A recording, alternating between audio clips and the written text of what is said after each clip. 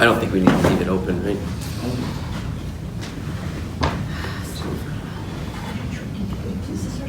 No, my mom's here.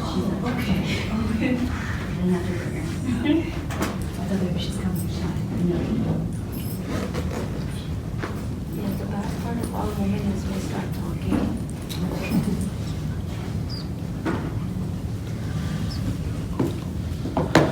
الحمد لله وكفى وسلام على عباده الذين اصطفى أما بعد. Alhamdulillah, we praise Allah subhanahu wa ta'ala.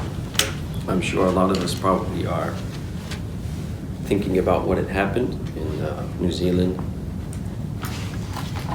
To be honest, I just read one of the country's prime minister or something. Then how did you read such a bad comment? Oh, the senator. That's Australian. Right, Australians, not, I know, yeah. Oh, I didn't know it was. Somebody just read me the quotation. He said it's so sad about that. Yeah, then that's kind of.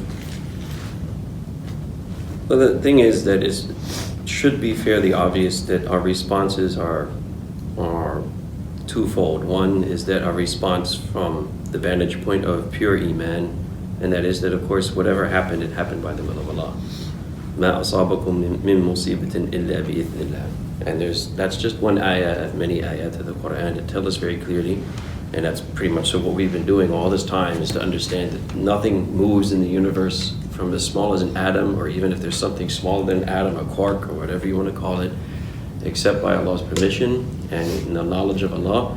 And all of the things that occur to us and afflict us also, مَا أَصَابَ مِن مُّصِيبَةٍ, and even in Surah Al-Baqarah, right? That when إِذَا أَصَابَتْهُمْ مُصِيبَةٌ قَالُوا إِنَّ لِلَّهِ وَإِنَّا إِلَيْهِ رَاجِعُونَ. So, from that perspective and vantage point, there should be no Muslim that's confused. It happened because Allah willed it to happen. Yeah? And also, you can add to that from the vantage point of Iman, also includes the idea that, not to sound morbid, but if you're going to die, probably one of the better ways of leaving this earth is in a situation. It's very beautiful. WhatsApp also came to me today, which we could, if nobody got it. It's beautiful that the guy didn't realize that he did all the learning about when Jummah happens and all that, but unfortunately he didn't realize that all that he killed is a martyr. Right, of course. So that was a beautiful, that's the only thing made me feel a little. Well, that's good in the sense of, at least if our Iman, the part of Iman in us, or the Iman in us rather, would allow us to understand those things, and that makes it a little less shocking. The second part is the reaction that we carry in terms of what to do, right? Or where do we go now, or how should we behave, or how should we respond, so forth and so on. And in that is where we actually see the reality of ourselves and the people around us, because each trial that occurs on earth, which we will see this theme being mentioned over and over again in the Quran itself, the real purpose of it is to determine who's who. Okay, to determine who's who, and to show us very clearly where people stand. And in that vein, a lot of us, hopefully, we've gotten the point by now, because this has been going on for a long time, more than a decade, right? And this is just a culmination of all of this, which is that it's high time for us to just recognize that there are people out there who just don't like you. Okay, and it really doesn't matter how much you do to appease them or make them feel that you're not a threat or anything like that. There just are people out there who, simply put, again, I couldn't reiterate it more powerfully, they don't like you. Okay, so there's an ayah where Allah subhanahu wa ta'ala in Surah Al-Ali Imran, speaking about such people, says, قَدْ بَدَتِ الْبَغْضَاءُ مِنْ أَفْوَاهِهِمْ وَمَا تُخْفِي صُدُورُهُمْ أَكْبَرُ, which is roughly translated, is that clear hatred of you has already been disputed. It already came out of their mouths. Badat means literally something that becomes clear. Bada literally means it's apparent. Badatil baghdha literally means their hatred has become very clear. Min afwahihim, from their mouths, meaning already you've seen the rhetoric, you've heard it for a long time now. And many of us maybe were just ignoring it or thought people were just being what they are and there's no real serious threat there. Well, if they're already saying it, and this is the thing, that the point that's made after that, that their hatred already has been made very clear to you. They've said it, they've expressed it in words. Min afwahihim wama tukhfi suduruhum. However, what's in their hearts, this is the part that should really wake us up, is actually much more grievous than that. And this is the creator of all human beings and the one again whose knowledge encompasses the very finer details of our inner selves, that, whatever is back there in the back of our subconscious mind, and even more than that, innahu alimun bidhat as-sudur, the same word, and indeed he's all knowing of that which is encased and enclosed in the hearts of people. So that creator, Allah Jalla Jalaluhu, is telling us that in their hearts there is something even worse than that. So whatever rhetoric you're reading, and like you said, the Prime Minister, or whoever, he wasn't the Prime Minister, but whatever, he was a senator of the Australian Senate. And also other people, right? There was even people that when the video was going live were saying things, and so you should take that very seriously, in the sense that what Allah is telling you is that their mouths are already espousing that hatred clearly. It's very clear. What's in their chest and what's in their hearts is even worse. So then you have to come to the conclusion of, okay, so there are people out there that just don't like us. That's a given. Right? It just really, after that, not much you can do to change that. If Allah changes their hearts and gives them hidayah, stranger things have happened. Okay? But that's not in our control. Is it possible that those people who are now your enemy could become your friend? That's also in the Quran, right? But at least, I don't know what the long-term consequences would be, but maybe now it's giving people pause, because it has kind of brought this to the forefront, right? So people have seen the dangers out in the open. Right. It's been a pretty violent. Well, that's what I'm going to get to, because this is the point I want to make, and this is something that it may shake us up a little bit, but that's my intent to do that today, but as nicely as I can. Okay, so now, in other words, I'm not trying to come here and make people, riled up. But I do want to at least get us to try and change our intentions and our mentalities to work in a way that we should be working. All this time we should have been doing these things anyhow, but now I think the high time has come. All right. So it, of course, but that's the point. It is a wake-up point. Wake-up call. But now the question is, what do we do after that wake-up call? Right. So it's very clear, and as the ayah says, they have already expressed their hatreds through their mouths, meaning the rhetoric, you've heard it, right? And what's in their hearts is even worse than what they say. So you have to come to one conclusion. First of all, you have enemies, they don't like you. Okay. And they would harm you given the chance. And if what's in their hearts is worse than the things that they say, then you can only imagine from there. Now, can Allah again change a person from that hatred to love? No doubt. Right. So,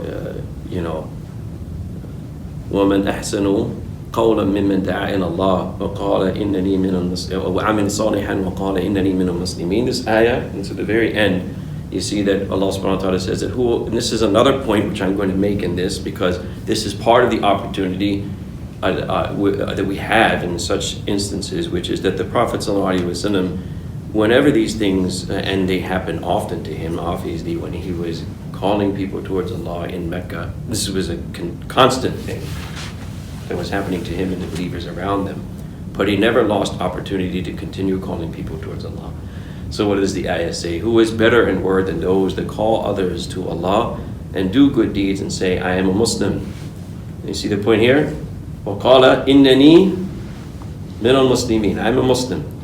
So the idea of da'wah, continuing to do what you have to do internally, meaning good deeds, that's your own personal reflection of servitude to Allah. And so that means internally also we're trying to strive to be better people while we call others to Allah. And also in those circumstances, which are going to be difficult, you say with dignity, what? Innani min al-muslimin. I'm a Muslim. Okay, and you look and you see the life of the Prophet ﷺ, and you see that that's what's going on in circumstances that are worse, actually. Now, on top of that, in the very end, when Allah subhanahu wa ta'ala describes these people, He says that it is perhaps those enemies you have, they will end up كَأَنَّهُ وَلِيٌّ حَمِيمٌ, meaning a very close and personal friend. That if you do this part, in other words, you keep on giving da'wah, you keep on doing what you need to do between you and Allah in terms of righteous actions, good deeds, and you keep your dignity about you. It could be that the same people that at first were those people who wanted to hurt you and harm you can end up being who? The closest of friends. And that happened too. And what I mean by stranger things have happened, Umar anhu at one time is on his way, as you know, to kill the Prophet ﷺ, and he ends up being his greatest supporter.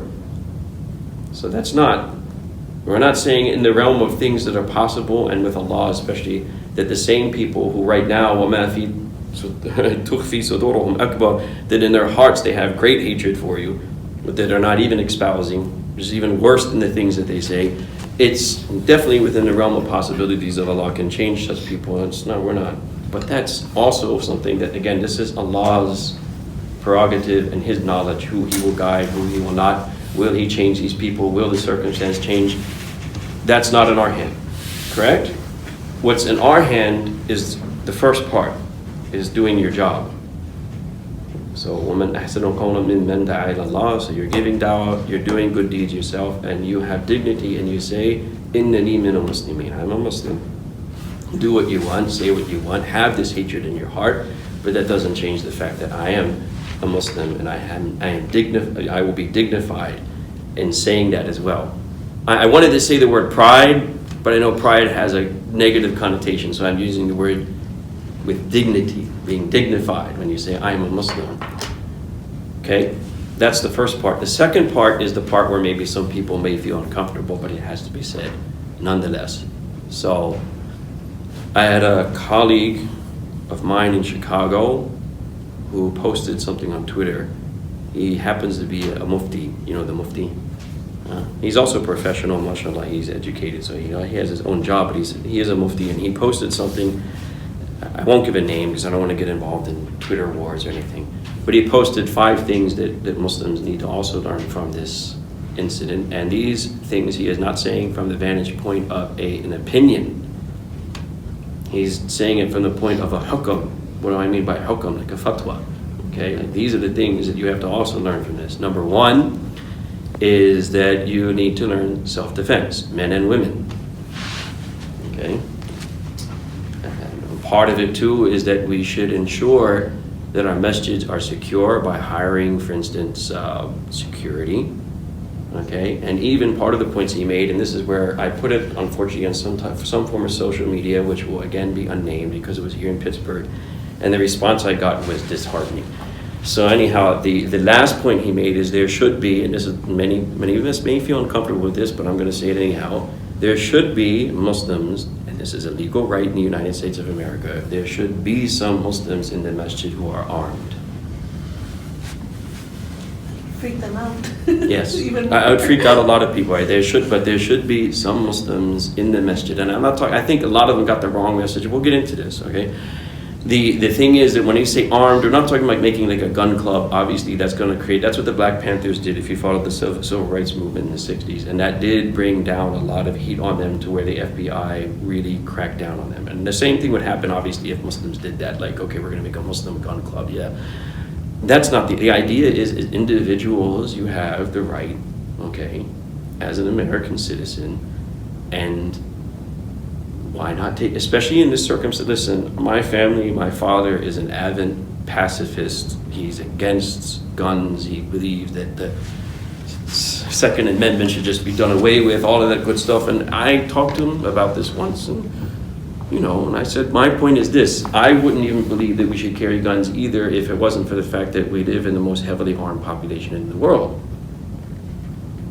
Now, if everyone else has a gun and I'm naked, I'm not evening the playing field here. Okay, so yeah, that's fine. If the police didn't have weapons, like in England, for instance, and the common citizens didn't, there's a lot of people around us right now, and I'm not trying to be alarming, but this is the fact. The alarm has already been set off. That's what I mean. The ayah I mentioned and the incident itself, the alarm has already gone off quite loudly. Okay, right now in this parking lot, you'd be surprised if we could see how many people right now in their cars, regular, everyday, average Joes, there are guns in their cars right now.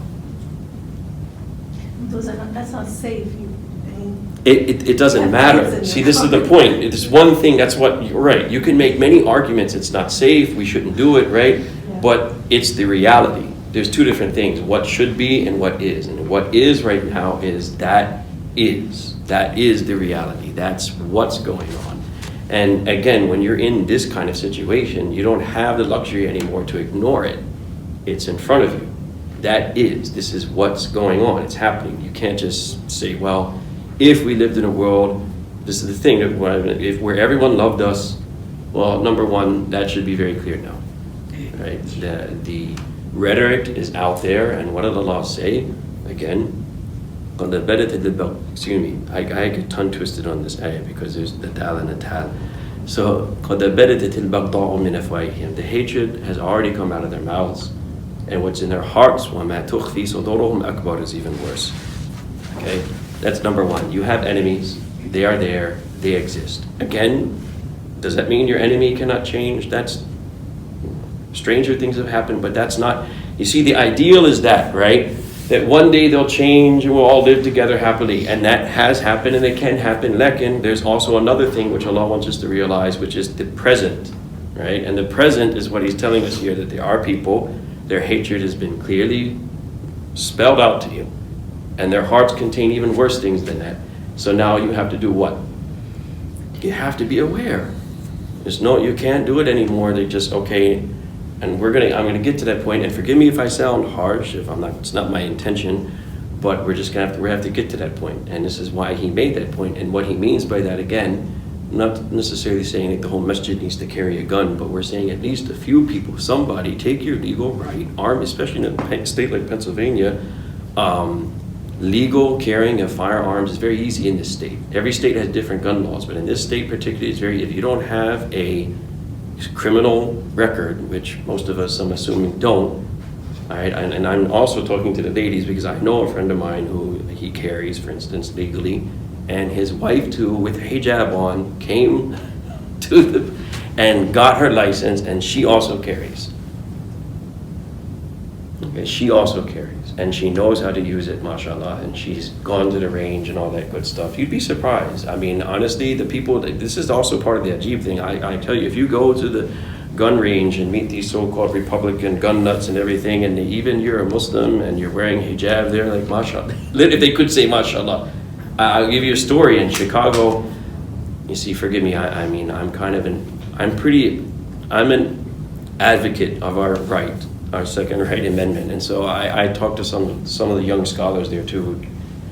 I got into their ear, and so they did it back in Chicago, and they said when they went to the range, you got a Turkish brother and an Afghani brother, and both of them are very apparent looking Muslims, okay? And the white guy next to him, the old school redneck, is happy to see them, and he says, hey, you want to try my gun too? You'd be surprised, okay? Anyhow, the point is not everyone is so, she got that license within, actually he said it took a week for me. She got it right there. A Muslim girl with hijab on, they gave it to her right there. Here it is. We have no problem. Now I know, obviously it should scare people in the sense that it is a big responsibility. This is a tool that is no joke. It obviously can take the life of another human being very easily. So if you do something like that, you decide to do that, it's obviously a huge responsibility. It's not an easy thing, but What he said, he's not saying, again, this is not based on an emotional response. He's saying this based on, it's a fatwa. It's a hukam, you understand? This is based on our deen. Self-defense is necessary. What do I mean by necessary? I'm saying this in a very Sharia point of view, wajib. Okay, it's wajib. You have to defend yourself. Not to mention that the Prophet ﷺ said in the hadith, it's in the Sunnah of Imam al-Tirmidhi and others, that man qutila duna malihi fahuwa shaheed. A person who is killed defending their wealth is a shaheed. Just their wealth. To give an example in a modern context, if someone broke into your home and was trying to steal something from you and you defended yourself and in the process you happen to die, you die as a shaheed. And by the way, the whole context of this hadith was that a man came to the Prophet ﷺ and asked that question, that if a person tries to rob me physically, what should I do? And the Prophet ﷺ responded by saying, fight them. What did he say? Fight for your money. This is not, we're not even talking about something greater than that, just even for your physical possessions. The Prophet ﷺ said that you fight that person. And legally too, by the way, in this country, I'm not saying anything controversial, legally, you also are allowed to do the same if someone breaks and enters, for instance, breaks into your home, okay, and threatens you. So he said, fight them. And so the man said, well, okay, you have two options then. Either I kill him or he kills me. So he said, no problem. If you kill them, you are not responsible legally, meaning, and if they kill you, and this is when he said, min qutila, whoever is killed defending even or protecting their wealth, that person dies as what? A shaheed. So what he's trying to tell him is that you don't have an excuse not to fight back. You fight back, if you defend yourself, you're not legally responsible, and if you end up losing also, then you become a shaheed. So basically, what is the Prophet telling us? Self-defense is it's an obligation. It's not something that you should look at as, it's just an obligation. It's not a matter of an opinion. It's a matter of what? An obligation, okay? Now, so that's when he made the point, is that he's not saying, again, make a gun club or something, but there should be one or two, or maybe even just one is enough, but someone there in the crowd should be what?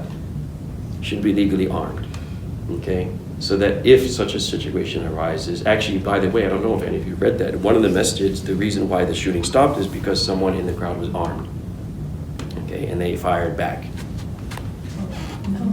There was two. I thought someone ran after him with a... There was two separate shootings, actually. Yeah. There was two separate shootings. The second one, someone ran after him, mashallah, the Afghani brother, mashallah. he disarmed him, that's also self-defense, okay? And that's also why I said the first point, everyone learning a form of self-defense, it's not just in movies. I studied a little bit of martial arts myself. And actually this mufti, by the way, he also studied Krav Maga, which is the Israeli, strangely enough, it's the Israeli self-defense art that they've developed, the Israeli Defense Forces, right? But there are ways of disarming and defending yourselves from guns. Actually, even according to police reports, in certain close encounters, a police officer is more in danger with a person who's armed with a knife when they have a gun, because there's ways of closing a distance. It's actually, guns are not always, as effective. They're effective in military campaigns because people are standing hundreds of meters away from, right? But in close quarter encounters like that, there are ways of disarming people where nobody is hurt after that. But you can't know that unless you know some form of self-defense, right? At some level. And by the way, I studied a little bit of Kung Fu. Wing Chun Kung Fu was actually created by a woman. It was created by a woman because she was defending herself from the attacks of, now in those days in China there were Buddhist monks that used to obviously, and sometimes women like herself who didn't have anywhere to go, like if they were orphans and such, right, they would stay in these monasteries. The issue was there was a lot of people who would use the monastery to hide out, meaning criminals. Okay, so people who were up to no good would often pose as monks and hide out in the monastery because no one's going into the monastery. So a lot of those men, as you can imagine, would take advantage of these women. So she taught herself by studying in martial. There was already martial arts and kung fu existent, but she made it her own form, so that her, as the weaker, if you will, in that sense, she knew how to defend yourself. Yes. So you may have covered this, but are there examples at the time of the Prophet where they were, when we're talking specifically about prayer Right, and Jamaat, were there ever examples in a hostile environment of security? Yes, absolutely. So, in fact, maybe there's a whole ayah, but that is in response, or that is in relation to, for instance, when people are actually in a battle and they're making salah. And this is called Salatul Khawf.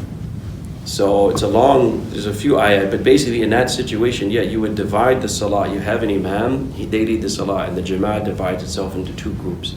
The first jama'ah prays the 1 rak'ah, then they will stop and actually go back to fighting, meaning they will have a defensive line, and the second jama'ah will pray. And then when they're done, they will go in front, and that first jama'ah will come back and complete their salah. Okay? There's a way of doing it, but even there, the idea is what? When you're in a situation where you're being attacked, right, you still protect yourself, in other words, even when it's time for salah. Even when it's time for salah, let's put it even to, this is what I mean, this person I'm talking about, my colleague, they're a mufti, and they know these things, obviously. Even in terms of fiqh, if I'm praying, and someone steals let's say I have like baggage or whatever it is, right? In our context, it could be a car, whatever. You're praying, someone's stealing something from you. You're allowed to stop them while you're praying. Break your prayer. If you can stop them without breaking it, you can, in other words, usually physical movement in prayer is not appreciated. You can break your salah, right? In this case, if you can physically somehow stop them by doing whatever, right? In this case, let's say on modern context, let's say you are legally armed and you have someone, you just simply do this, show them. That's enough sometimes, right? Just show them, look, I'm armed. They stop. Your prayer is still valid because you're allowed to do whatever you need to do. And if you break your prayer too, also, you would have to repeat it. But, okay, the point is that's also acceptable to break your prayer in a case where someone is simply stealing from you. Take all of that into account and consider. So people weren't really attacking the Prophet's masjid, sallallahu alaihi wasallam, in the time, mashallah, because Medina was well protected already. So we don't have an incident of that because that just didn't happen. But taking these things into consideration, these other contexts and these other ayat and what fiqh says in general about defending yourself, and in salah you can defend yourself still, not just yourself, you can defend your belongings. So take that and put that in context of the masjid, and what would you assume? It's much more important, right, to defend the masjid and to defend the occupants of the masjid. In fact, even to defend, this is what, by the way, a lot of us, sometimes these things, these tragedies, are dead, are shuhada, alhamdulillah, right? And they do create opportunities for da'wah and also retrospection. In other words, look at this, think about this from this point of view too. In a quote-unquote Muslim country, and I don't mean in a modern context, I mean, let's say like an Islamic state. I hate using that word because it's so loaded and, but let's say it's run by, Sharia, or they have a sultan, they have a khalifa, all that good stuff. And you have what you call, of course, the dhimmiyun. Who are the dhimmiyun? You never heard the word dhimmi before? Dhimmiyun are literally the Ahlul Kitab, or non-Muslims who live in that state. Okay? This is another topic which I was going to try and prepare, but that also is a very long-winded discussion. But it is an important discussion because believe me, these people, the enemies of you, they know about these things. They read about these things. When I actually looked online to find a certain book that I knew about but I don't possess right now, it's called Ahkamu Dhimmiyin, or Ahkamu Ahli Dhimma, meaning the rules regarding people who live in a Muslim state who are not Muslim. It's written by a very famous author, Ibn Qayyim al-Jawziyah, rahimahullah ta'ala. Anyhow, when I looked it up on Google, there was two sources that came up immediately. One was a Muslim source, Waqfiyah. They have a lot of books there. You can download. The second one was the Central Intelligence Agency. Believe me, they read these things. They're well versed. In fact, that's the sad part. They're more well versed than we are about these things, these terms, these rules, what's going on. So the interesting thing, though, is the word dhimmi, which is used for those non-Muslims living in a Muslim state. Is there a better word we can use? I don't think use state. I don't know. living in a Muslim land, let's put it that way, okay? That the word dhimmi comes from dhimma. Dhimma literally means protection, responsible. Yeah, you know the zimmat? Yeah, Zimma. There you go, it comes from dhimma, okay? So literally it means those whom you protect. So there are very clear laws about how to handle people who, in that case, would be a religious minority, or even if but they're not, their religion is not the state religion, to use the word again. So what do you do? Okay, so they are protected, meaning that their religion, their rights, and their ability to not only practice their religion, but also, by the way, which many people don't talk about, to even in law, that the Sharia is not applicable to them. Okay? So they are free and liberty to practice their religion, and they have their rights, and also their places of worship are protected. Meaning it would be inconceivable, and I don't have any recognition at all in the entire history of the Muslim Ummah of any Muslims going into a church or a synagogue and killing people who are worshiping there. That's just unheard of. You understand? Because that was clearly part of what the Prophet ﷺ taught, that this is hands off, even in a time of war. So let's take a worst case scenario for some people in history, the Crusades. So during the Crusades, there's no way that there were plenty of Christians and Jews living under the Muslims, right? That a Muslim, because they were upset, would go to a synagogue or a church and start killing people. And there is no way that that kind of behavior would be acceptable at all.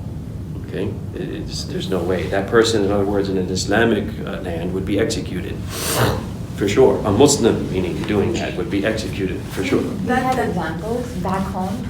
Well, now this is a different story. This is a different story. Right now, what's going on is a whole big mess, unfortunately. Now, what we have in the Muslim world is a just huge mess. But traditionally, and according to really the teachings of the Quran and the Sunnah and fiqh and all of these things, that's never acceptable. Do you get my point? That would never be acceptable. I mean, that's why they were able to rule for so long, the Islamic Empire. Of course. And they ruled over Jews and Christians for so long. Of course. And they had this guarantee in writing from the Prophet ﷺ from the very beginning. Okay? From the very beginning. That this is not who we are as a people. This is not what our deen teaches. And we are even told not to abuse other people's religion. We can debate, right? We can talk about theology. There's even hadith which some people are not aware of, where the Prophet ﷺ said that when you're sitting with the Ahlul Kitab, you shouldn't even discuss religion. Meaning if it's going to do what? Right, if it's going to turn into something that's going to be an argument or even worse, right? It's going to cause you a rift between you, then you don't discuss it. It's funny in America, and I know in American culture it's the opposite of many Muslim cultures, that you go to dinner and all the chachas, all the uncles, they like to talk about politics, right? It's like the primary conversation of everybody. In American families, that politics are like, strictly off limits at dinner. At dinner. It's a cult because ideology in the Western world right now takes the place of religion. People will literally disown their children over politics. It's that serious. The Civil War. I've heard American historians specifically in the Western world, say that the Civil War distinguishes us from other people in the past because other people in the past, this is the words, used to fight for land or their kings, but we are the only people who fought for ideologies. You get my point? Their political differences are so serious that we are willing to do what? We're willing to kill other people. Our brother, they call it the Civil War. You know the meaning of the Civil War, right? It's brother against brother, as they put it. Family against family, right? So it's a different feel. You don't discuss politics in an American family because why? It can get serious. Right? They can literally just say, I'm never talking to you again because you're this supporter or that supporter. You take this side of the camp, right? So you just don't do it. Talk about anything else. So it's a similar type of concept. When you're with them, don't talk about something that would cause that much enmity between you that literally there's no connection after that. So, of course, you have to use you see, a lot of these things are always contextual, meaning if you have a friend who may not be Muslim and is open to discuss religion and is not, that adamant to where they will hate you or not like you or not talk to you, right? Then, of course, this is your opportunity to give dawah, right? It's your opportunity to open that door. So you can't ever take a hadith out of context, but if you understand what the hadith means, you understand what it's trying to get at. That don't rock the boat with certain people. If religion is that serious to them, don't open that discussion. Keep the discussion such that both of you can be amiable.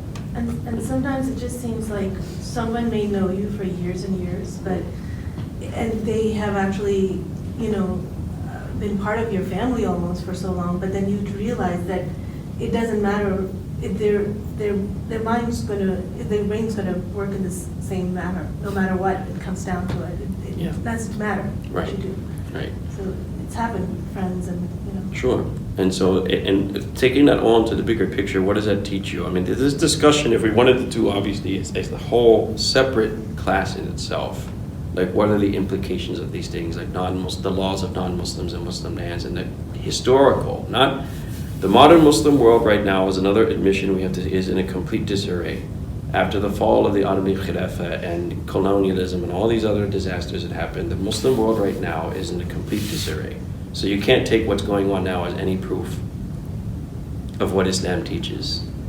You understand? Right now, whatever's going on, you just can't do it. There's no place that we can point to and say, hey, yay, there they are, the good Muslims. It's unfortunately.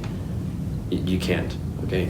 But in the past, Muslims may not have been perfect either, but there was some order. And in that order, these things never happened. It's just unheard of because the general rules people still understood. And one of them was this, that they are under your protection and their religion and their right to their practice their religion and especially their holy spaces or their, all of that is untouchable. It's untouchable. You don't behave in any way to hurt them. Even some fuqaha went so far that you shouldn't even say something to them like, yeah, kafir, because it would hurt their feelings. You understand? That even that would be a type of abuse. Okay, so that should be studied by us. If we didn't know about it now, maybe some other time we should talk about it because that's important. It gives you the idea of what Islam really was for all this time until now. Like I said, the modern period, it's just complete disaster. But until now, what was, or what, how were the Muslims in terms of practicing these laws and their interaction with non-Muslims? And it's enough for us to know that, according to other sources as well, during the Crusades, Christians and Jews of the Middle East would fight with the Muslims against their own Christians, so-called co-religionists, because of their behavior and what they were. Yeah, they came for a different reason. They came in. Yeah, obvious. That's obvious, but of course they didn't say that. They would always justify it as a Christian. Their justification was completely religious. Even if you're right. Of course, they were there for other things. Even the things. Muslim states sometimes they collaborated with even during that time because they had other rivalries within other Muslim rulers. And that is another aspect of having there is a political part of it in terms of when you have a quote unquote state, right? That you have to deal with other people, right? There's political savvy there. So it's not just like always. Even it's interesting you said because the Khilafah technically is not a religious post. It is a dunyawi. It is a post of the worldly affairs of the Muslims. The Khalifa technically is supposed to take care of the worldly affairs of the Muslim Ummah. So that's why when Abu Bakr al-Anhu was appointed, Ali al-Anhu said that if he was made to lead Salah during the life of the Prophet when the Prophet couldn't do it. So if the Prophet entrusted him to lead us in our deen, then he is definitely to be entrusted to lead us in our dunya. Now in this statement, what is he saying indirectly? That the Khilafah is what? It's dunya. He has to take care of the mundane and everyday economic, all of these things, affairs of the ummah. So in that, obviously, there's more than just the religion. You have to take care of the economy. You have to take care of its politics, right? So there's more things to be considered there. Can you make treaties with people? Of course. Should you make treaties with people? Of course. Can you trade? It's not just like, and there's too much to discuss in this. Because again, in the modern and postmodern Islamic world, we have ideologies that have crept into the Muslim Ummah via certain writers, people who've written tafsirs, okay? And those ideologies are nothing more than an ideology masked in an Islamic garb, okay? And so they have these ideas like Islam means that there's a constant conflict between Muslims and non-Muslims. I could give you a name, but I don't, and then this is there, I can show their tafsir is sitting in one of our masjids in Pittsburgh. It's right there. People read it, they love it. So what's wrong with that concept? Think about what I just said traditionally, even from the time of Abu Bakr anhu, when the Khilafah was called dunya, meaning in other words, he's there to take care of the mundane affairs of the Muslims. So when you have politics, you have to do things like what? Make treaties, make peace, have commerce, right? This person, their ideology is that Islam is a continuous conflict with the rest of the world. Allahu Akbar. So what would that mean? Forget treaties, forget trade, forget commerce, forget any of these things. It's just us versus them. Yeah, us. You understand? Yeah. Now, unfortunately, because that has spread in the written word, like I said, I can show you that tafsir is in a masjid shelf. So how many Muslims now actually think like that? Too many. It's us versus them. The Muslims before didn't think like that. They didn't think like that. So if that was the case, the Mughal Empire would never be able to survive in India. They were a minority with a sea of Hindu majority. They would never be able to survive, but they did. Why? Because they understood, okay, we have to, we have to do a little bit of trading and this and that and the other thing. There has to be some that Muslims would never, because that was an example of an empire that was a minority. An empire, not just we're talking about a very rich, prosperous, and powerful empire that was a minority. How did that work? Because they were just us versus them? Coexist. Exactly. And it has to happen. And so basically, you get my point, right? But okay, going back to this, these are very important discussions, but unfortunately, they take a lot of time. Because you literally have to go down, there's layers of this. And I'm not saying this to insult anyone here, please forgive me, but even the fact that when I said, who are the dhimmiyun, nobody knew. So how are we even going? We have to first get to the very basics, right? We have to learn our deen from that perspective to understand, and then historically too, okay, what happened and where are we now and why are we where we are now? And the Prophet ﷺ literally said, and according to Hadith al-Bukhari, that the first sign of corruption in the last days is that there will be no knowledge. You understand? And that's exactly what we see. That people, the Muslims, I'm talking about the Muslims now, they just don't know. They just don't know. They assume they know. Everyone, Nali Takbir, mashallah, everyone gets visceral and everyone's emotional. We're Muslim, right? But in terms of actually sitting down and talking to these Muslims, okay, like what, and so that's what we're trying to do, hopefully, inshallah. So, okay, back to the original point too about, the reaction being that now too the community has to take steps to do these things. As individuals, that means, yes, I would highly recommend, and I would even say, like the Mufti, this is something you need to do, right? So take some kind of course of self-defense, including the ladies, okay? Learn even just basic things. That's why he studied Krav Maga, the Israeli, it's literally the Israeli Defense Force. It's there because it's a very dirty martial art. It's pure self-defense, like just, any way you can survive, you survive. And anyone can do it, man, woman, big, small, and which is fine. Anyone who's been in a real street fight and has been on the street will tell you at the end of the day, it is survival. You're not in like a boxing match where there's rules, and no, it's not like that, it's survival. So when you're in that situation, you do what you must, and you don't have to worry about looking tough or or anything like that, okay? That's one, okay? Number two is that if you're not allergic to them and you feel fine and you know it's your legal right, there are people that should, if you're so inclined, I would suggest, taking your second right amendment. And, of course, there's a big responsibility with that because it's a little different than self-defense. Self-defense, you can control it. I mean, if you pull the trigger, you can't control it. It's done by that point in time. Right? And you should know yourself, too. If you have some anger issues, you might not want a gun, right? Because it's something like that around the house or in the car or whatever it is, and you know that you fly off the handle once in a while. Right? Better to just consider what I mean by that, again, like he said, certain people in the community definitely, in now that when we gather in Jumu'ah and places that we know are now targets, they should be there. Okay, they So, should be Imam, was his recommendation every event? No. Like even Sunday class, what about Sunday school? Yeah, I think, well, he wasn't talking about those, but actually, no, yes, I would say any time that the Muslims are a large enough crowd that they could be a potential target, and that people know that the Muslims are, the congregants will be there all at one time. Okay, that they know that, because that's what it is. Unfortunately, these sick people, they're looking for an opportunity like that where they know that they're first of all weak. That's the whole point. They're weak, and I'll get to this in a second. They're weak. They won't be able to defend themselves, and they're all in one place.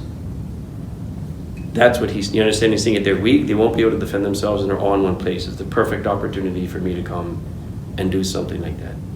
Especially like schools, I mean, there are only women and kids, mostly there are maybe Yes. few other folks. Especially. So, And- I hate to say that, but in like this country, because there's so many guns, Yes. and everybody's armed. Like if you're living in a country like Australia or Japan, there are no Right. guns, they're banned. Right. So that's fine, but I don't see any other way. I totally agree. Yeah. No, this is the point. And this is the bottom line. Again, you'd be very surprised how many cars in this parking lot right now have guns in them. Right? This is a heavily armed population here. There's more guns in America than any other country in the world. Period. Actually, You know. all eyes are on Muslims already. Right. Just having a gun in your glove compartment can lead to other questions, as in like if there was something else you could, I don't know, it's just, I feel You it's think like about a it, can but of worms, like. it would open a can of worms if we made an organized effort. You have to understand what I'm saying. An organized effort means we create like gun clubs, or I get up in the minbar. Brother, right? do you have any idea about the men, how easily they get riled up, like one thing and then they are all up But in the here's the face, thing. like Here's in our the thing. community? Here's the thing. I mean, that's an issue too, obviously, but that's a personal. This is a personal. I'm talking about it in a very general way, right? In a very general way, it's a necessity to defend yourself. This is the big issue here. It's a necessity to defend yourself. Okay, and in that case, you have to learn. And this is the ayah I was ready to explain, that in essence, Allah Jalla Jalaluhu, if you want, you can look it up also in Surah Al-Anfal, ayah number 60. Allah Tabaraka wa Ta'ala says, أَعِدُّوا لَهُمْ مَسْتَطَعْتُم مِّن قُوَّةٍ وَمِن رِبَاطِ الْخَيْلِ تُرْهِبُونَ بِهِ عَدُوَّ اللَّهِ وَعَدُوَّكُمْ. So the ayah basically is that you should prepare. Okay, prepare mean what? Like, take the measures necessary, whatever you can of strength and of ribat al-khayl are literally war horses. So obviously we understand that it's not, don't get caught up in the actual war, like horses of war horses or war steeds, that, in other words, horses that you breed for the purposes of what? War. That you prepare these things so that you can create fear within the enemies of Allah and your enemies. Now, first of all, I hope that I made that very clear. This incident and the other ayah I mentioned is what I was trying to drive home, is that you do have people that don't like you. Okay, they don't like you.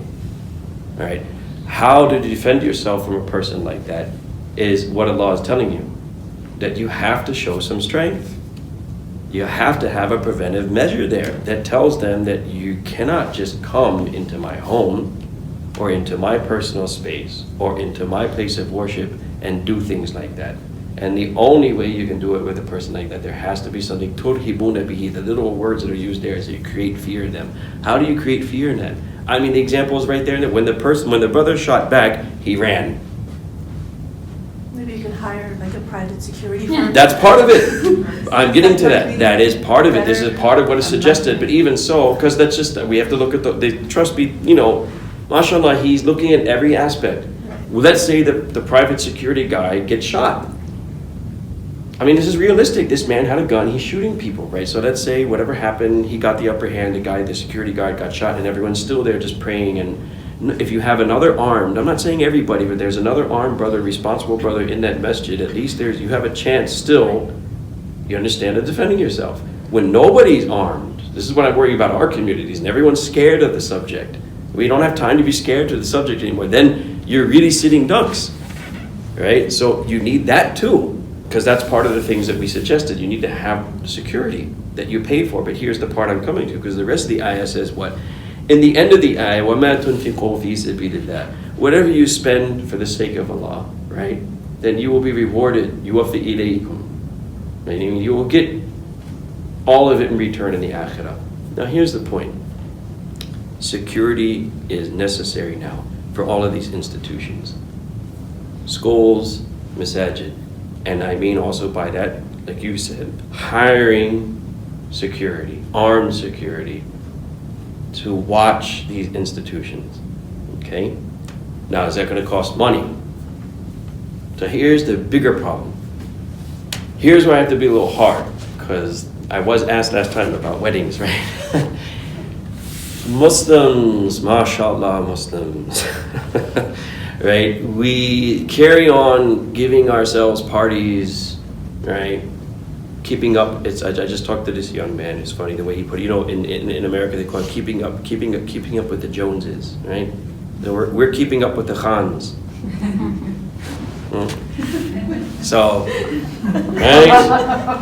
Really, we have our parties. We have our mashallah. We know what I'm talking. We're all laughing because we know. Okay. All this money spent over and over and over again on just things that are just, frankly speaking, to sound like a harsh movie, it's israf. It's extravagant and there's no need for it, really, right? Why not just take a little bit of that money and do something like this? Hire a security firm. It's a very simple thing. It's just really not even that much money. They don't really even ask that much money. And so Jummah time comes. Have the security guard there. Sunday school, have the security guard there. Do that.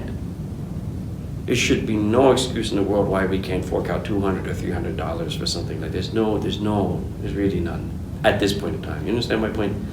So yeah, these other things you don't feel comfortable. Again, we're not saying everyone has to do it, but some people need to do it. There needs to be some people who take their second right amendment. Okay? I'm not saying everybody, so if you're not that comfortable with it, then maybe you shouldn't be doing it anyhow, because you might end up dropping it and shooting yourself or something weird. Okay, but if you, right, if you feel confident and you know that you can handle it, then I suggest, take the courses that are necessary, know how to handle them, know how to be safe, and it's your right, it's legal. I can say this on camera without any ramification. It's legal. It's 100% legal, okay? If not, but then the other things have to be ensured. I still say that you have to learn some form of personal self-defense. Even if it's not a gun, that's okay. Guns are not for everybody. But some form of personal defense at some level. I mentioned that form, Wing Chun Kung Fu, because I took it and I'm a favorite. I love their movie stars, and I won't mention their names here. And I love the style. And that, as I said, was created by a woman. This is not a hard art to learn for anyone. You can take the classes, they're very easy, or you can take whatever else you want to. But something should, and even for children should do it too. It's simply because actually in martial arts too, they learn discipline. They learn how to control themselves. They learn how to use that force and that power in a responsible way, to where really you're not gonna fight unless you have to. Right? You understand? But the point is that at least they know now how to handle themselves. Many Muslims now, we've been living so comfortably with this situation that we're totally off guard. Allah forbid something like that happened to you, you don't know where you're going to go.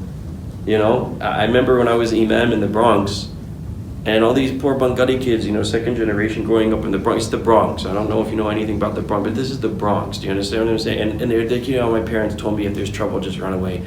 I said, that's wrong policy, because this is the Bronx. If they know that you run away, they're going to pick on you every day of your life.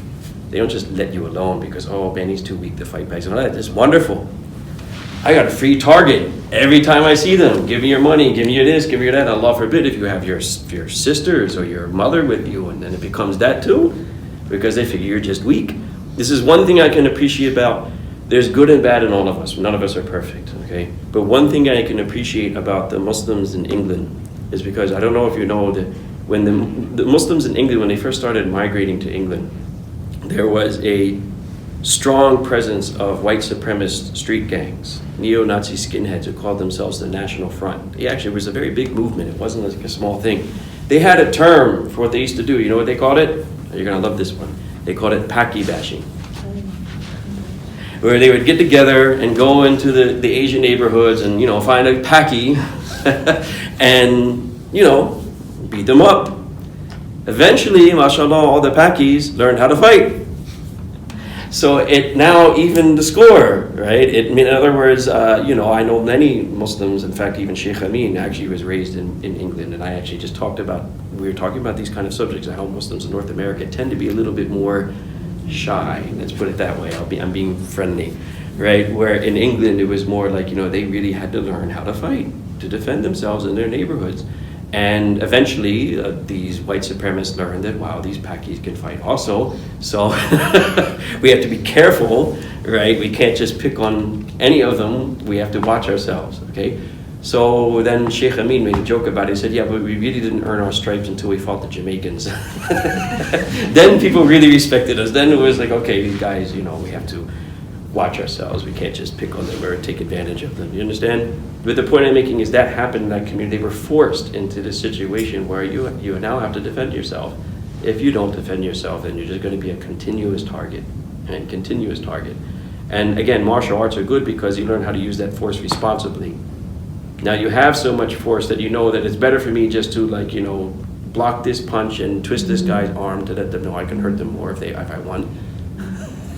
Okay? And maybe they'll back up or leave me alone and so forth. You know, you don't have to be, okay? And so it's something that I think really, it's about time. And then for that sake also, وَمَا تُنْفِقُوا فِي سَبِيلِ اللَّهِ, whatever you spend for the sake of Allah, instead of just spending extravagantly on ridiculous.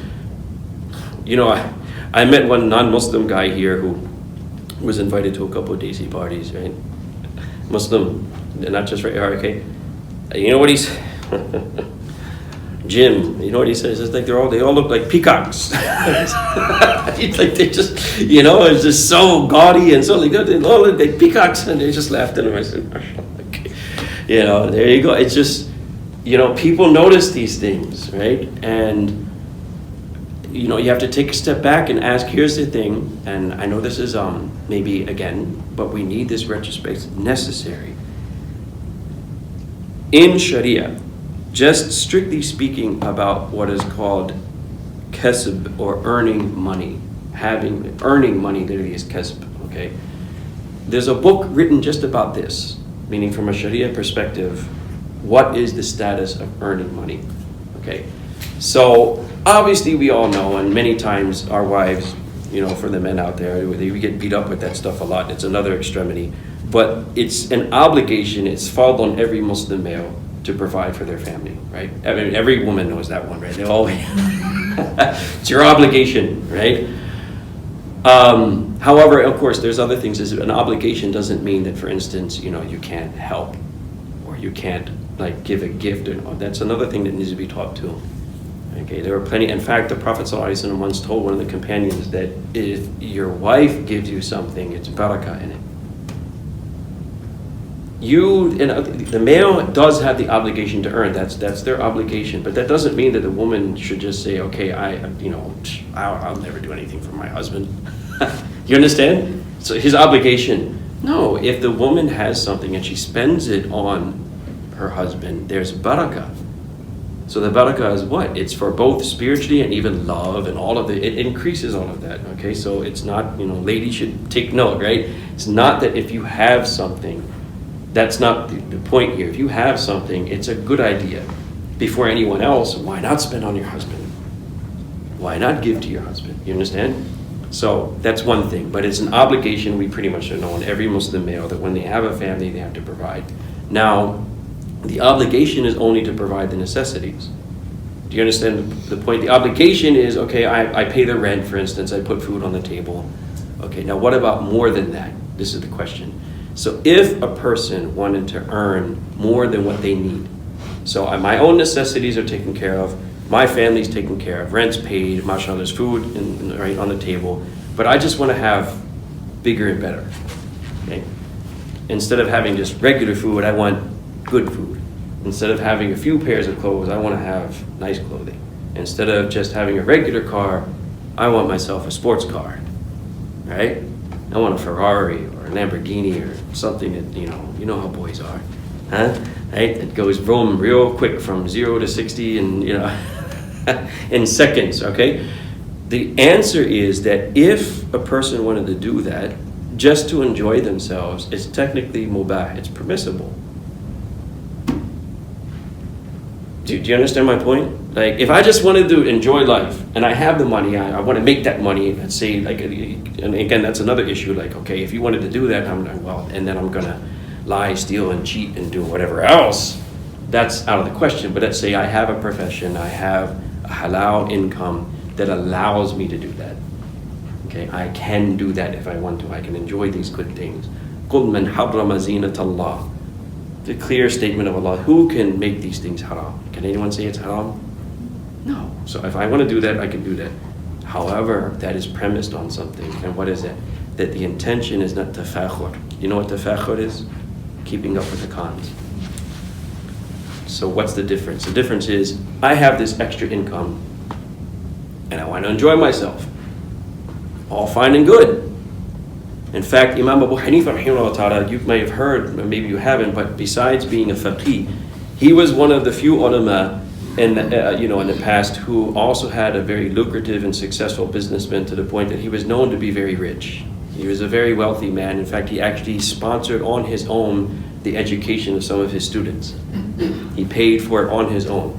So he used to wear clothes too, like, he said, like, at that time a topi was a big deal. Okay, and especially it depends on what kind of topi you're wearing. And he said he used to wear topis when he came to the masjid that would turn people's heads. You understand? He was a very rich, and he was well dressed also. They described him as being very handsome and well dressed. So they used to, oh wow, look at the imam. He used to have very nice clothes, very nice. He was rich, and so he once saw a man in the masjid who looked like they were in need. By their appearance, the way they were dressed and their appearance, he looked very, he felt sorry and he was ready to give some sadaqah. And the man said, no, Imam Sahib, I'm very well off actually.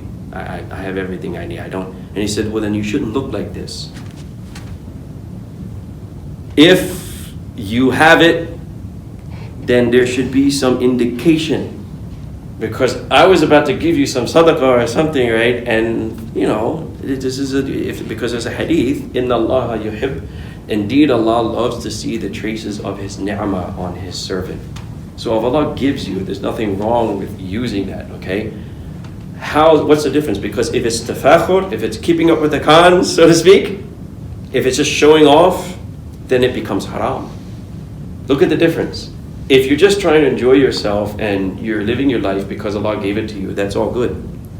The moment you are trying to show off and you're trying to just do it for the sake of, again, keeping up appearances, and you want everyone to look at you and say, wow, mashallah, what a party they throw. What a house, what a car, then it becomes haram. Because the intention is changed. The intention is not to enjoy Allah's blessings. The intention is not to use what Allah has given you, which is really what money is for anyhow. If you have a lot of money and you're spending it, of course it's to spend in the path of Allah. So let's say you do that too. You spend, you give where you're supposed to give. You have a little bit left over. Then what are you supposed to do with it? If you're not enjoying it, then what is the point? Right? If you're not enjoying it, if you're not able to use it in that way that you can do things, right, or have that kind of life, then you're really just overburdening yourself for really no reason. And it's to show off, it literally becomes haram. Now here's the thing we have to do, right? Every one of you knows the hadith, innamal a'malu binniyat, right? Actions are according to attention. So literally, unless we do things because we're compelled. So I'm hungry, I eat. Right? I'm tired, I sleep. These are the basic necessities of life, right?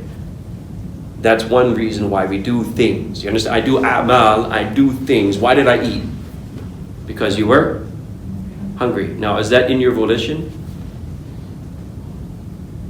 No. Allah created this within us that we have this need. We respond. There are other things too that when we do it, maybe it's because we have to do it. In other words, there's a government or a person or something that we have no choice. This is the law. Now we have to do it. Get my point? If it's not of these first two categories, it's not a need, you weren't compelled to do it, and you weren't supposed to do it because of some other person or agency, then the third category of the things that we do, a'mal, are things that we do based on a reason, meaning we make a choice. We sit back on our minds and our hearts and we think about it and we say, okay, why am I going to do this? So as an example, we have extra money. We want to throw a party. And so the question there has to be, why am I doing this? That's a deep question to ask, right? But that has to be there. Why am I spending my money like this? And if the answer is to show off, then technically what should we do? No, forget that. Forget that. It's not just not good, it's haram. And it's a sin, actually, it's israf. That money, if that was my intention, now what we do as a practice, instead of doing that party, I'm going to use the same money to give security to the masjid. Or, whatever other need there is in the community. Or even, if you start at home, even better.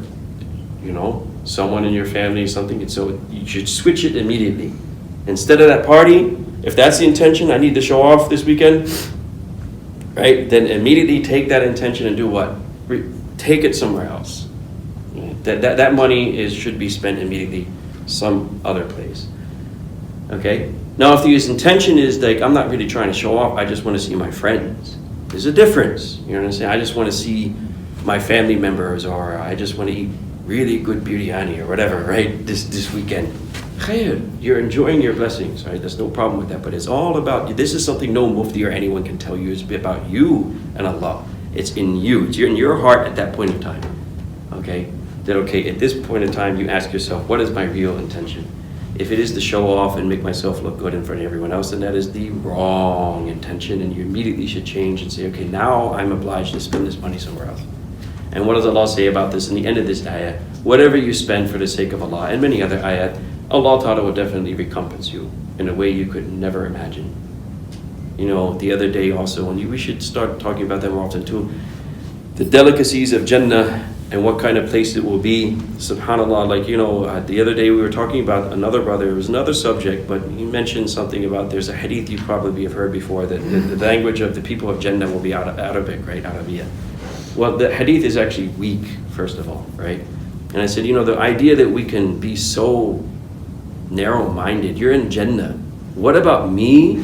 First, it's Jannah, right? What about me seeing things and conceiving things and having conceptions that I've never even imagined before? And using language and words that I've never heard before. What about that? Let's be a little bit inventive here. You know what I mean? It's Jannah. What about me? Could you imagine? Wow, look at that. I've never seen that. I never thought about that before. So what's that? It's this whoa, right? And you just keep on going. And what's that? Oh my God! Look at that! And another one, and another one, and another one. Could you imagine that? A whole different language, a whole different everything, colors, sounds, concepts. Why are we limiting it to this? We're going to speak one language in Jannah. Why? Do you understand what I'm trying to say? We're talking about Allah, we're talking about Jannah, we're not talking about the limited problems we have in this world. Why not new concepts, new ideas, new languages, new sounds, new colors, new everything? And it never gets dull. That's how we should look at Jannah. Otherwise it's no incentive. I'm just going to go there and everyone's going to be the same. No. Human beings will broaden expand their horizons to where there is no horizon.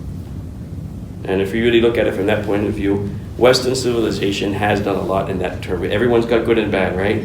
But all the things they've done in terms of technology, it's misguided in some sense because, of course, they don't remember their creator, they don't remember the hereafter. But a part of it is human nature, meaning human beings want to expand what? Their horizons. It's in us. We want to always go out there and see that there's more. There's something else there. that we've never conceived of before. There's something else out there that we've never touched before. There's something else out there that we don't even know the name of. Let alone a language, we don't even know its name. And Allah is ready and going to reveal all of that to us at one point in time, and even more. So we ask Allah subhanahu wa ta'ala to make it easy. I know that that wasn't really the beginning of Surah Al-Baqarah, but I felt it was necessary. Take the opportunity, because I'm not the only one. Many ulama have done the same thing. This incident was a way of us to actually get on board with the things that I mentioned. Okay, and even if you feel a little afraid, it's okay. Feeling afraid is part of human nature. Okay, but you have to overcome that fear. Okay, you have to overcome that fear, and you have to do what's necessary for yourselves, your communities, and your families. Right? And there's nothing wrong with that. Again, I haven't said anything here that is not within your legal bounds. Okay, they're all. Can you carry a gun? Yes, absolutely. In Pennsylvania, yes. In some states, no, but in Pennsylvania, I know for sure. In Pennsylvania, yes. Pennsylvania is this is one of the. It's a lot more easier in Pennsylvania in terms of. Yes. Yeah, So this- you're this right. is And actually there is a danger from that, militia. and the danger from that, I think, is All of these. if we all did it. Right, but You where understand? would you stop, and who would stop that? If somebody's carrying, You know, can't really. so- You can't really so do then that. You it can't just- regulate that. But I mean, it would be true if we created that example. I think would be better if we had some kind of open organization. For instance, like I mentioned, I gave that example for a reason, like the Black Panthers in the 1960s. The reason why the government came down on them really hard is because they did use their Second Right Amendment to carry weapons, but they did it in an organized and open. Let's put it this way, they armed themselves, and every time a white police officer would pull over an African American, they would show up immediately on the scene with shotguns. Okay, when they started doing enough of that, then the government started to say, we're a little concerned now about these people, okay? So there is a way of doing this that where, there's a limit. The limit, I believe, would be to, like I said, form organizations or, but as far as individuals being able to take this right, I don't think we have to be that worried about it, to be honest. Join the NRA. What's that? Join the NRA. Yeah, I know Muslims who have joined the NRA before 9/11. Since the 80s, they've been members of the NRA, to be honest with you. No, really, I mean, it's the truth. And you'd be surprised, even recently, the spokesperson of NRA, you know what she said about the shooting? She said that there was one hero, meaning one armed Muslim, in the masjid who stopped the terrorist attack. This is right-wing NRA, quasi-racist. I mean, I'm telling you, you'd be surprised how many people really would not have a problem. Like I'm personally someone I know from here in this community that it took him a week for them to screen him before they gave him his license to carry. His wife, minority and a Muslimah with hijab on, came to the police and got her license in a day. That same, like literally is the same as soon as she was in there. You'd be very surprised. And this is the other part of it. You'd be very surprised how many people actually, there's a lot of people who hate you. I just mentioned that. We don't have to mention that again. There are people who don't like you. You'd be surprised how many people actually are for you. This is also part of what the media does. They create an environment where we believe that all of these gun-toting Republicans and rednecks and everything else, they're like this guy. No, that's not the case. Some of them, you'd be very surprised, are actually with you. So why carry a gun in the first place? I mean, the reason for carrying a gun is because so many people hate you. But if there are so many more who are for you, then why carry one in the first place? Because what Allah has shown us is that these people are cowardly enough to do that, planned out like they did in a place of congregation where your backs are turned and you're not ready for it. That's the point. Do you get, This was a so I'm not even message. saying, is you as an individual right now, in Pennsylvania, you have different types of licenses. One is open carry, which means you have the license now to take it anywhere you want, literally. Like I can walk into the store with it, everything, it's all legal.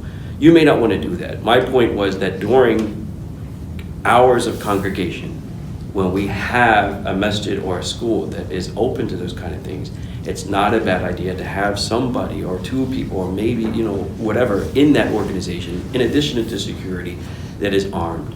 You as a person whether you think that's a good idea or not. You have to work that out within yourselves.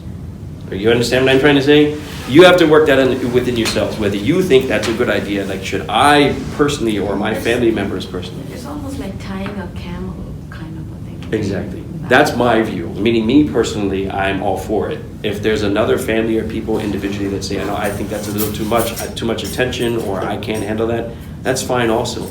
But definitely now the point has come, and this is really what the subject was about. It was about primarily what our masajid and our places of congregation. Do you understand? Where we would be a target for someone like that. Because another issue I'd like to, not alarm, I don't want to make it alarming, but the other issue about these things too is there are people there for us, there are people against us. Some of the people, according to the FBI, this is an FBI report and statistics, there has been steadily growing amounts of infiltration into the United States military and the police, okay, law enforcement agencies of these same white supremacists and alt-right. In fact, white supremacist groups, those who have left them and have been interviewed, said this was a deliberate strategy for decades now. That instead of just wearing tattoos, like we've cleaned up our act and we have infiltrated law enforcement, the military, okay? That's why you can't always rely on the police. Just give the scenario. Like this is a statistic that the FBI themselves, you can go get it and see it yourself. They said, they admitted that this has happened. Law enforcement agencies have been infiltrated by white supremacist groups and okay? So Allah forbid, what if something like this happened and it just so happened that the patrolman on that day who was caught up was one of them, active shooting at masjids. Oh yeah, really? Let's just turn that radio off and keep on driving. Right? And if we're not prepared, meaning we don't have security guards, and someone is not, then basically we have it's like suicide almost. We've just put ourselves in harm's way.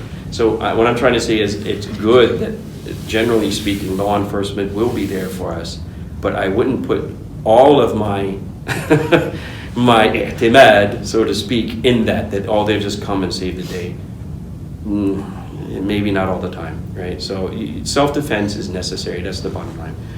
As an individual, that's up for you to decide. But what I was talking about more was as a community, a communal obligation. When we are in certain places, right, there should be something there. And at least if you don't want to arm yourself, that's fine, whatever. I know I'm, an advocate of it, but if you don't want to do that, that's fine. But at least if you spend some money, like you said before, and get some security when we're at Jummah at least. And now Ramadan is coming up. Because remember, in Montreal, that was during Ramadan, right? So Ramadan is coming up, everyone's there for iftar, everyone's there in Salat al-Tarawih, nobody's really trying to think about these things, we're all praying, mashallah. But inshallah, just a few dollars more, right? And talk to the committee and tell them we are willing to pay for someone who can be here during these times to watch the masjid. I think that there's been a huge wake-up call, and just talking to people on the EC, I know, like at MAP, they are, in fact, I know like Friday and today they have somebody there, and Good. It was part of our process to get security for Sunday school. I think this will hasten it. Yes, inshallah. And I think actually we might be surprised that I think we might already have people in our masjid who. We do. But they shouldn't be like out there in front of, hey, everyone, but we But I do think that there are some people, and the irony is that in the masjid where I grew up, there was a gentleman who used to carry, and we panicked, and we took him aside, our, board, and asked him that this is, a weapon-free zone. Right. And we asked him not to bring his weapon into the masjid, but how times have changed. Remember Zarina's husband, Brother Ibrahim, he was also a convert, and he would say that if you guys allow I'll bring my gun, because he worked in military, so he had a license, and he always said that I could be sitting out in the car, because it should be surprise too if you're announcing that so-and-so has gun or protecting the person who will kill that person. No, nobody needs to. So you need to keep it quiet, and it's a good idea, I think. No, it is a good idea, and especially a person like you said, someone you already know. Yeah. Because some of our congregants too probably shouldn't. There are a few that we have too that may not be the right people, but if there's someone you know and has training like this, has served in the military, so forth and so on, and then yeah, that's what I meant. The fifth point was that, is that someone in that congregation, instead of, like you said, usually a lot of people would react initially as you said, oh, they're freaking out, like, why are you doing that? But no, someone in the congregation, some brothers and sisters too, whoever sisters feel that they have that in their blood. You know Nusayba, have you ever heard of Nusayba anha? She is a woman in the time of the Prophet ﷺ who defended the Prophet in the Battle of Uhud. And she received, like, I forget exactly how many, it was more than several wounds. And one of them too was that her hand was permanently paralyzed. Right? So, mashallah. We have sisters too like that, So if you feel like maybe you know a sister or you're one of those sisters too, no, I have no objection against that. Let them, mashallah. We have sisters who can do that. If there was a woman in the time of the Prophet ﷺ who defended the Prophet during a battle where everyone was running everywhere, and she was there the whole time, just defending him until she. Whenever they try to enforce a strict gun laws, the NRA, always their first excuse is, it's always the only man can stop a bad guy with a gun is a good guy with a gun. And that's such a lame excuse, I think. Up till now, I mean, I don't know, but that's their first excuse. And well, they're right. They're right in a sense, because guns do have. Not to get technical about fighting and violence, but guns. What is the advantage of a gun? I can be hundreds of meters away and hurt you.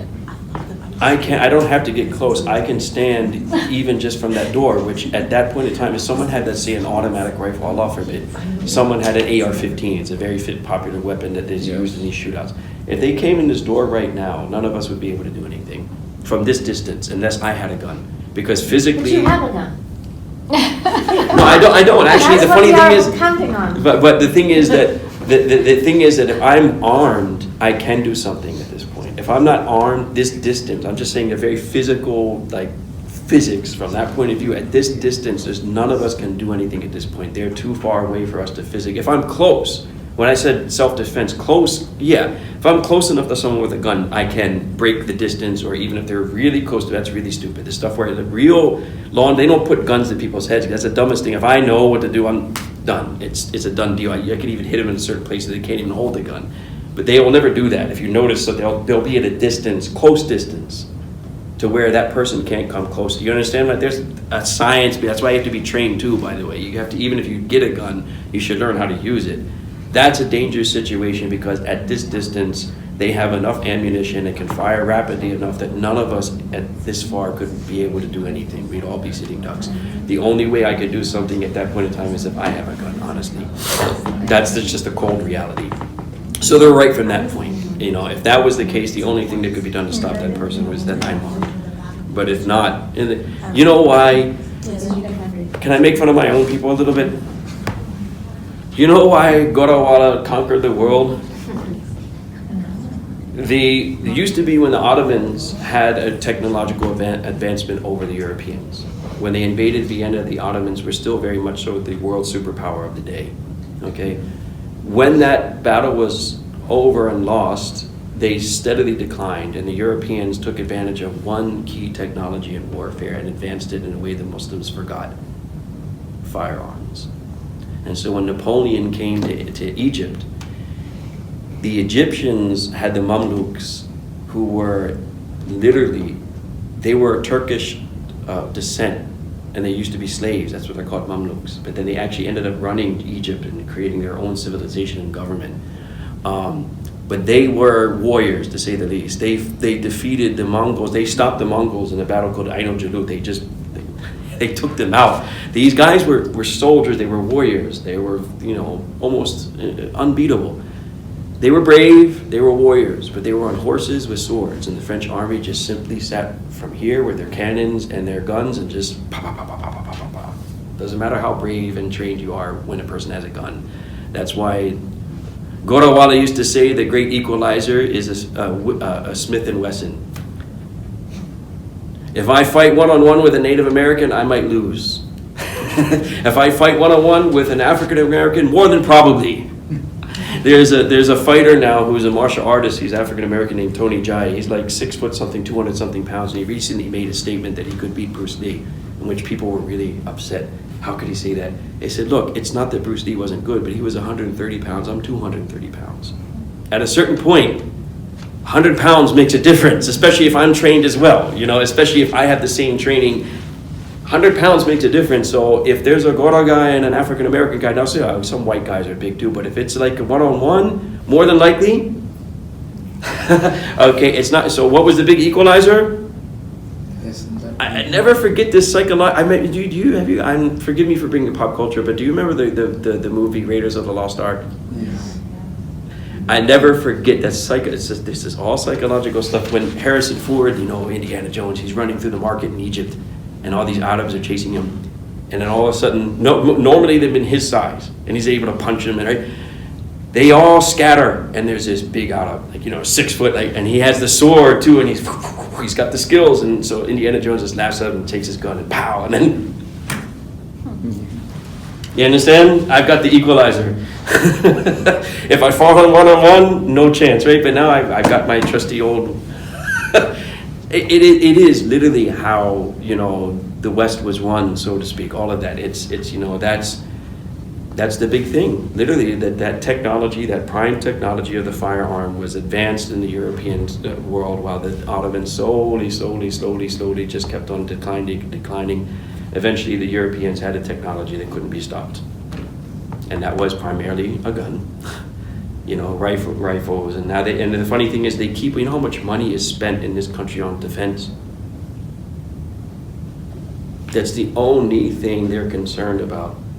So they keep on advancing firearm technology, all of these things. Now, of course, you have bombs and nuclear weapons, so it just gets worse and worse as we speak. I promise it'll be the last point. Any other questions, and then we'll go. There was a time when I was learning, I was opposed to the idea of Pakistan having nuclear weapons. Because as a hippie, you see, I was raised with that ideology. I'm thinking, you know, that's just nuclear weapons, just so hard. Until some Turkish ulama, they came up to me and they gave me some dalil and they said, look, based on this ayah, it's a matter of defense. If somebody else has this weapon, it's not that you're going to use the weapon. Okay, obviously nuclear weaponry in its concept is a horrible thing, right? Because you're not targeting a military or combatants. You're targeting innocent people, and on top of that, even just creation itself, right? But as a defense measure, meaning if your enemy has it, right, at this point in time, you're obliged, just simply as a defense measure, to tell them, look, don't try it because we've got it too. You get what I'm saying? If they have that kind of advantage over you, and they truly don't like you, then you are obliged at that point, is the whole point of this conference, is that at that point you are obliged to show them that they don't try it because we have it too. You understand? So I actually retracted my original. Right, but in measure, right? Of course. Engulf yourself like some of these countries do, where their entire GDP is going against into that, and then, yes. you know, 90% of the population is sleeping on the floor. Yeah, that's bad. And even I would say here, but that's something I can't change, is beyond me, but even here, our expenditure of our military is ridiculous. Okay, and it's unnecessary, but that's also, and then I have to make fun of that's also, by the way, speaking as a white man, quote unquote, white supremacy is the biggest form of an inferiority complex there is in the world. These are scared people. They want to keep that superiority. And even a nation that has to put that much into weaponry of mass destruction, that's not a strength, that's actually a fear. They want to keep that position because they know without that type of being able to bully people with that, they're not going to have it, you understand? So I agree with you from that point of view. It shouldn't be, but there's a point now where we have kind of almost like a dilemma, right?